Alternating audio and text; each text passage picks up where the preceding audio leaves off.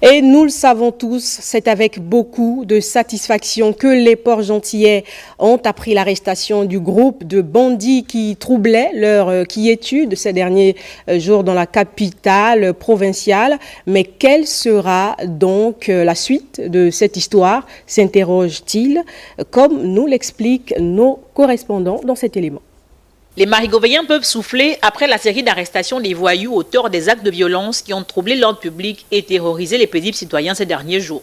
Mais pour combien de temps s'interrogent déjà les Port-Gentillais habitués à voir ces voyous entrer et sortir de la prison centrale de Port-Gentil comme si de rien n'était. Déjà, ce dimanche 25 août 2024, au commissariat central de la ville où ces malfrats étaient gardés à vue, les parents ont pris d'assaut la devanture de l'unité de police pour naturellement venir plaider pour leurs rejetons. Pour certains compatriotes, ce genre de parents, notamment pour ceux qui ont des enfants mineurs, mériteraient d'être tout simplement incarcérés avec ces derniers, ce qui leur permettrait sans aucun doute de reconsidérer leur responsabilité première d'éducateurs de leur progéniture. Ils sont pour l'heure 45 voyous qui vont rejoindre les effectifs de la maison d'arrêt de la capitale économique gabonaise. Que va-t-il se passer par la suite ? La pression des parents et autres mains noires aura-t-elle encore raison des efforts consentis par les forces de police nationales pour établir l'ordre public et garantir la sécurité des Port-Gentillais, comme instruit il y a quelques heures par le président de la transition? Ces délinquants, pour une fois, seront-ils sanctionnés à la hauteur de leurs actes ou seront-ils encore remis en liberté pour, apprend-on souvent, désengorger la prison centrale de la capitale économique dont la capacité d'accueil a largement dépassé les standards requis? Qu'en sera-t-il des réseaux de trafic de stupéfiants, bien connus et bien huilés, sommes-nous tentés de dire, qui participent hautement à entretenir la délinquance juvénile dans la ville de Sable? Les Port-Gentillais peuvent-ils définitivement tirer un trait sur le phénomène de l'insécurité qui trouble depuis bien trop longtemps leur quotidien? Autant de questions qui taraudent les esprits des habitants de la cité pétrolière au regard des nombreuses rafles, sans suite conséquente, souvent effectuées par nos agents des forces de défense et de sécurité. Vivement que les mêmes causes en période de transition ne produisent pas les mêmes effets. Et il faut le dire, cette situation désastreuse interpelle aussi bien les services compétents que les parents en raison donc de la présence des mineurs dans ces arrestations opérées par les forces de l'ordre. L'autorité parentale, sinon l'éducation, est-elle remise en cause? On en parle avec Patricia Lydie Mouélé.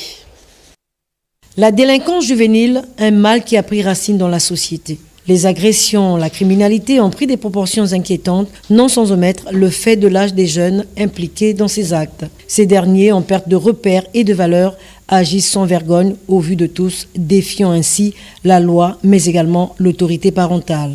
Pourtant, des efforts, des attentions leur sont consacrés, hélas. Des dérapages, voire les déviances, sont monnaie courante, brisant ainsi les fondements du cocon familial.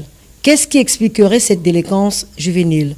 Démission ou absence de contrôle parental? Il y a une part de responsabilité des parents, mais il y a une part de responsabilité en gros des enfants. Parce que les parents font leur devoir pour éduquer les enfants. Mais il y a un problème de suivisme. Lorsque les enfants se retrouvent en groupe, ce que font les autres, et ils sont obligés aussi de suivre. Donc, les enfants sont à la maison. Quand un enfant sort de la maison, on ne sait pas ce qu'il va aller faire.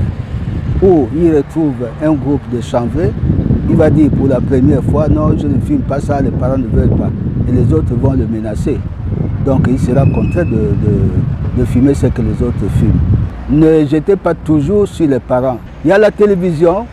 Nous autres, on n'a pas connu la télévision. Mais il y a les choses qui se passent à la télévision où les enfants sont obligés de copier. Pourtant, une évidence apparaît. L'influence des autres peut être aussi à l'origine de ce comportement déviant. À la maison, tu vois ton enfant, c'est un agneau. Mais le sorti de la maison, ce dernier, tu ne le reconnais pas.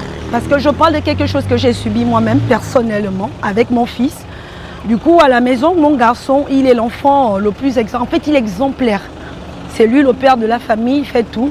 Mais quand il sort de là, c'est plus le même. Je ne sais pas si c'est l'influence du dehors ou c'est des amis ou c'est à l'école où il y a plus d'insécurité. Parce qu'envoyer nos enfants dans des écoles, je pense que lorsque l'enfant sort de la maison parentale pour aller à l'école, on se dit mon enfant est sorti, mon enfant aussi avec moi. Mais du coup, je ne sais pas comment expliquer cela. Aujourd'hui, on n'arrive plus à retrouver nos enfants. Légitimer la responsabilité des parents dans le suivi de leur progéniture, peut-être, car l'éducation débute à bas âge et l'enfant ne peut que s'identifier à celle qu'il a reçue. Malheureusement, l'environnement social, sinon sociétal, peut également influencer négativement ces jeunes, devenant par la suite des délinquants.